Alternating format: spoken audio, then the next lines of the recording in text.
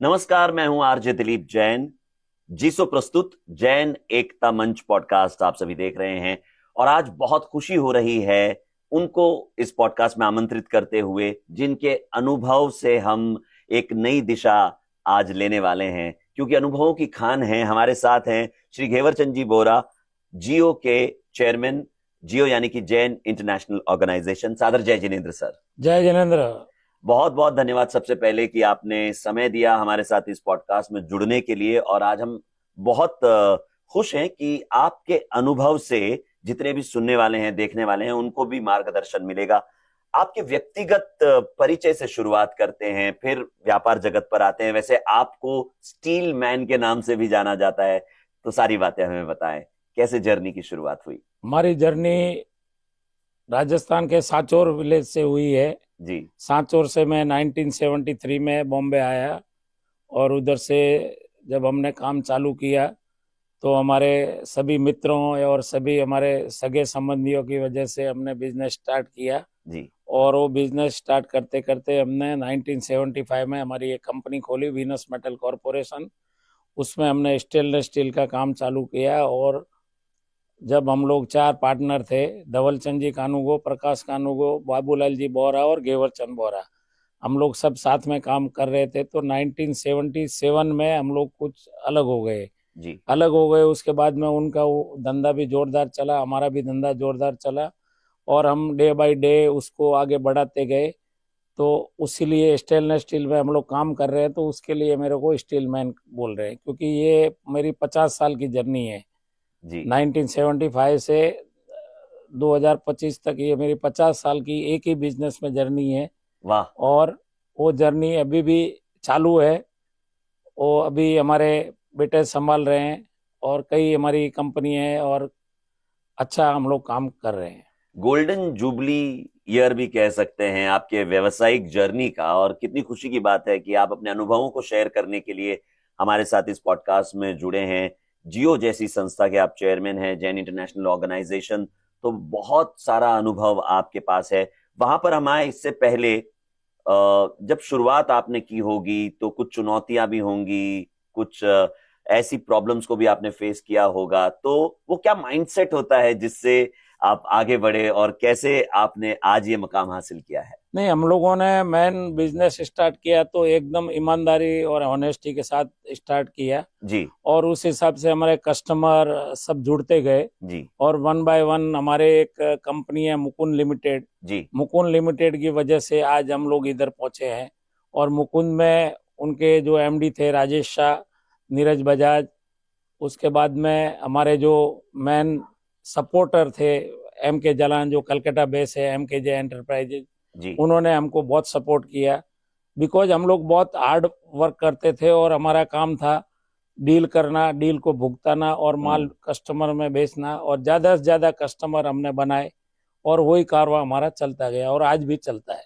तो honesty is the best policy, ये बात सबसे पहली बात जो सीखनी चाहिए किसी को भी अगर व्यवसाय में आगे बढ़ना है। जी। जी, ऑनेस्टी के हिसाब से ही लोग जुड़ते हैं। आप क्या, झूठ का पांव 2 कदम भी नहीं चलता है। बिल्कुल और बिल्कुल। जो सच होता है वो आगे चलता है। जी। समाज कार्य में आपने जो उपलब्धियां हासिल की हैं वो बिल्कुल कमाल की हैं, सबको इंस्पायर करने वाली है। समाज कार्य के साथ कैसे आप जुड़े, वो जर्नी कैसे शुरू हुई?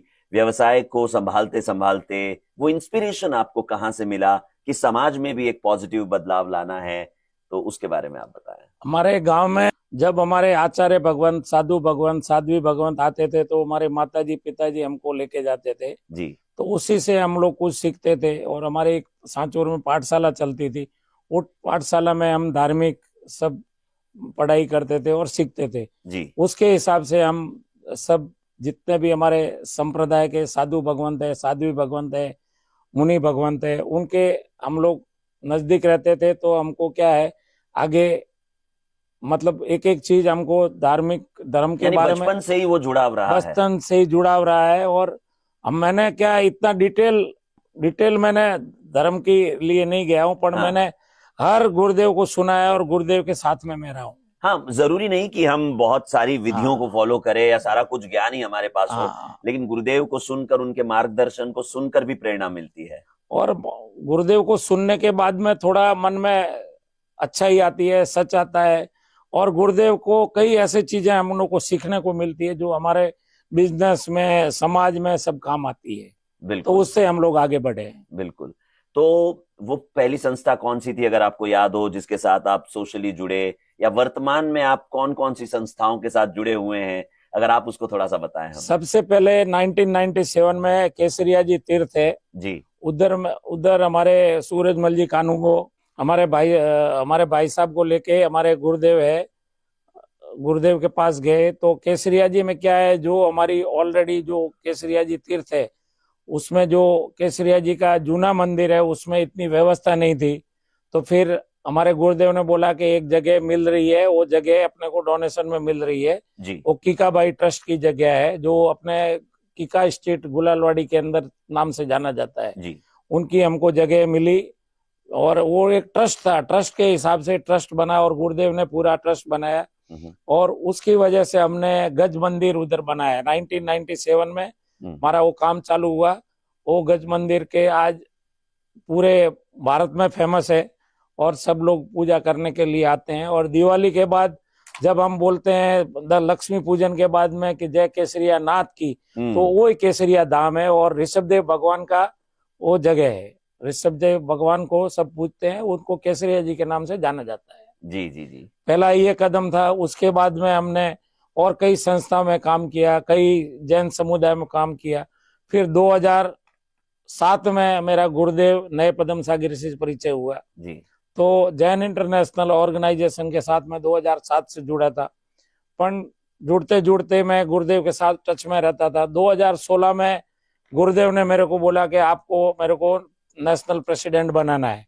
तो मैंने ना बोला कि गुरुदेव मेरी तो कैपेसिटी नहीं है, इतना काम मैं संभाल नहीं सकता और इतना धार्मिक नॉलेज भी नहीं है जी, पर मैं अभी नहीं ये ओहदा ले सकता हूँ, ये जिम्मेदारी लेने के लिए मैं तैयार नहीं हूँ। तो गुरुदेव ने बोला नहीं, मैंने तो डिसाइड कर लिया, आपको ही लेना है। अच्छा, उन्होंने तय कर लिया आपको ही लेना है। तो फिर 2016 से मेरे को प्रेसिडेंट बना दिया। जी जी जी। फिर सम्मुखानंद हॉल में एक बड़ा कार्यक्रम हुआ, देवेंद्र फडणवीस जी की निसरा में और गुरुदेव की निसरा में सम्मुखानंद हॉल में एक कार्यक्रम हुआ। उधर सबको शपथ विधि दिलाई गई और 2016 से मैं प्रेसिडेंट था।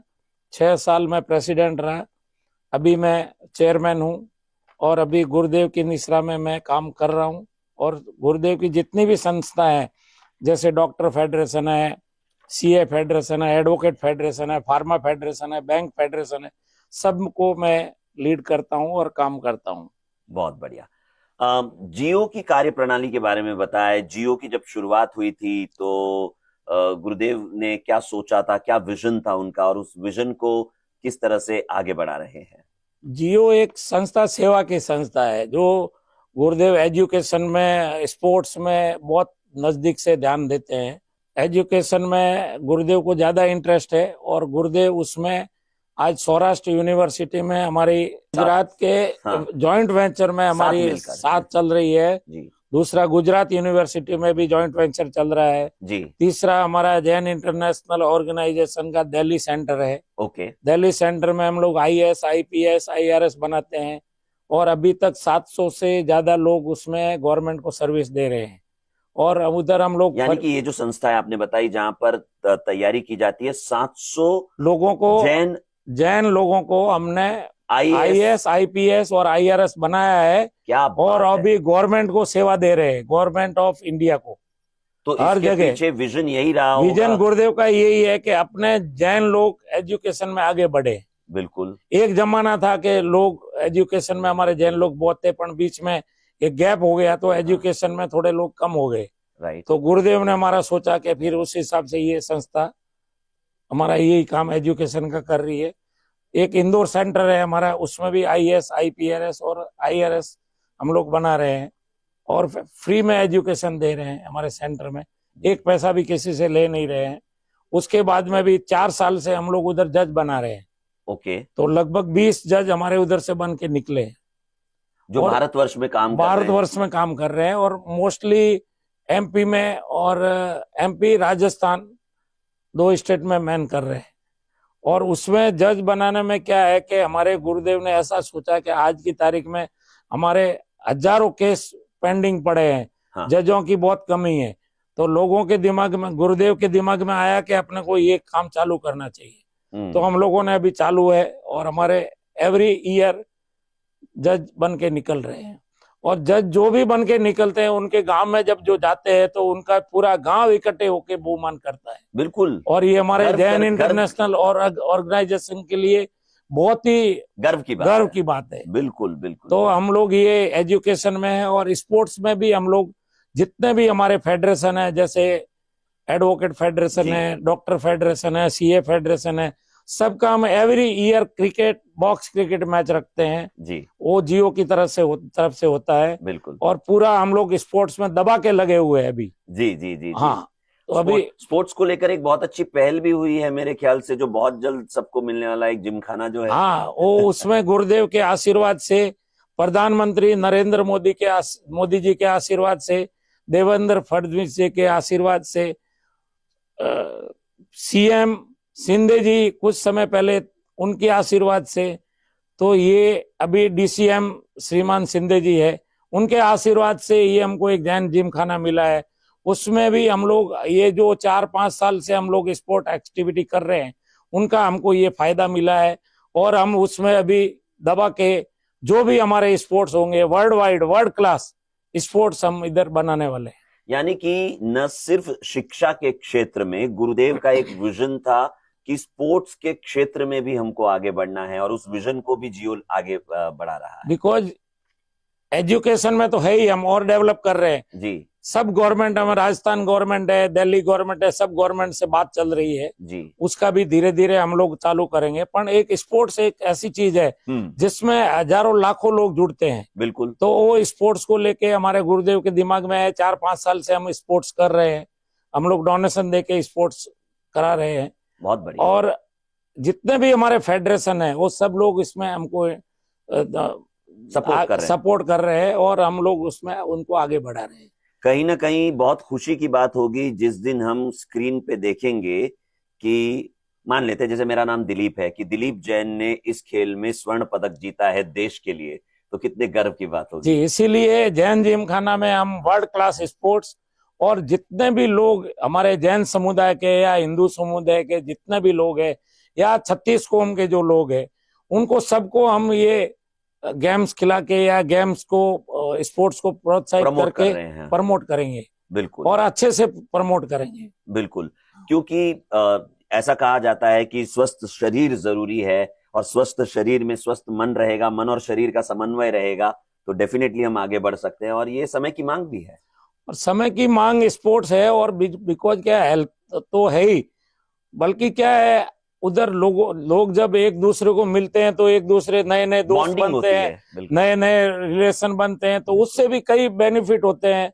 बिकॉज क्या है, बिजनेस में एक दूसरे मिलते हैं तो कुछ न बिजनेस की बातें होती है, मार्केट की बातें होती है जी। तो ये सब चीज को भी लेके जब उधर लोग आएंगे, मिलेंगे, तो ये बातें होगी। उससे भी खुद का भी, अगर जो आदमी बात करेगा, वो काम करेगा, जो समझेगा, उसको भी फायदा होगा और सबको फायदा होगा। इसीलिए हम ये जैन समाज के लोगों को या 36 कौम के लोगों को ये जैन जिम खाना के हिसाब से हम लोग इसको सपोर्ट करेंगे सब। बहुत बढ़िया। और हम लोग वर्ल्ड क्लास बनाने वाले हैं।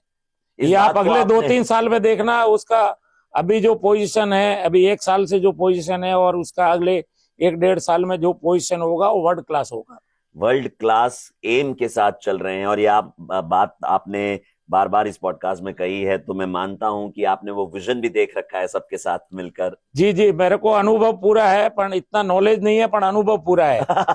हाँ, और भी हम लोग इंटरनेशनल में भी कई जगह काम कर रहे हैं, जैसे कि लंदन में एक मंदिर बना है हमारे गुरुदेव के निष्ठा में। अच्छा। बहुत भव्य मंदिर बना है। यूरोप में एक ऐसा आज दिन तक मंदिर नहीं बना जो ये मंदिर है, Jain central London. Jain central London. हाँ, ये बना हुआ है और बहुत भव्य मंदिर बना है जी। और इसकी प्रतिष्ठा हो गई है। सब गुरुदेव आचार्य नए पदम सागर जी के आशीर्वाद से हुआ है। बहुत बढ़िया। तो यहाँ पर एक बात ये भी आपसे जानना चाहूंगा, क्योंकि जीसो के माध्यम से हम ये पॉडकास्ट कर रहे हैं, जैन एकता मंच की बात हम कर रहे हैं।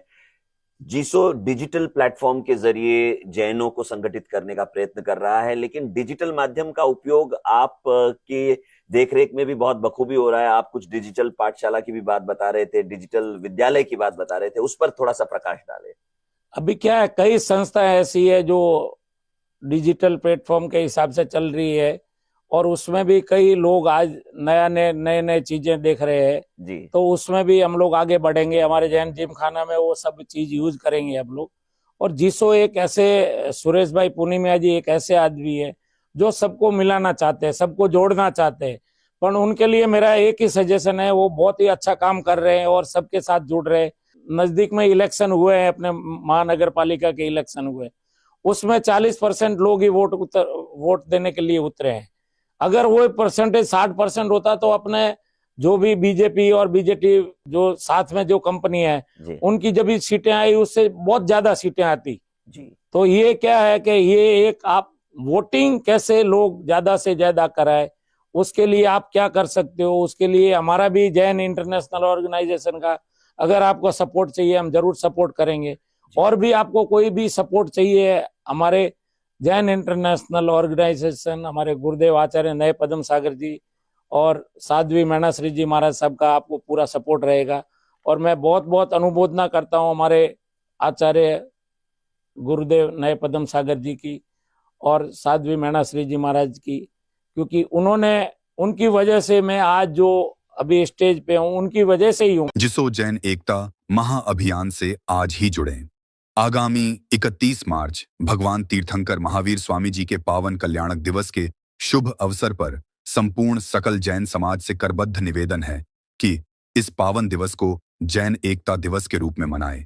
जैन धर्म पर आने वाले हर संकट के विरुद्ध एकजुट होकर शक्ति, साहस और एकता का परिचय दें। मतभेद भूलकर एक मंच, एक स्वर, एक संकल्प के साथ समाज को संगठित करें। इस प्रेरणादायक वीडियो को अधिक से अधिक शेयर करें। जय महावीर, जय जिनेंद्र, जैन एकता अमर रहे।